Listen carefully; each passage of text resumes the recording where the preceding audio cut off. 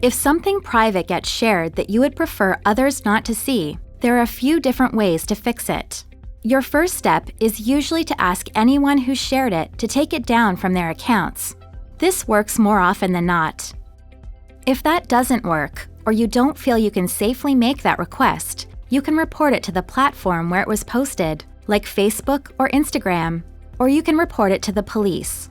Social networks won't often take down photos just because they're embarrassing, but they might if something is being used to harass you. Sharing intimate images where a person is fully or partially naked without their consent is against the law in Canada. It doesn't matter how old the person in the picture is, a judge has the power to have it taken down. If someone posts an intimate image of you online, you should report it to the police.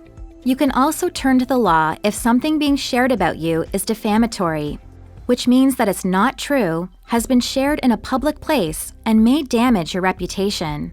Get legal advice, and if necessary, you can look for a free or subsidized legal clinic in your area.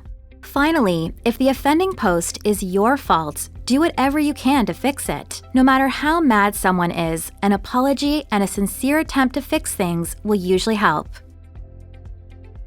For more information on online basics, check out the other videos in this series.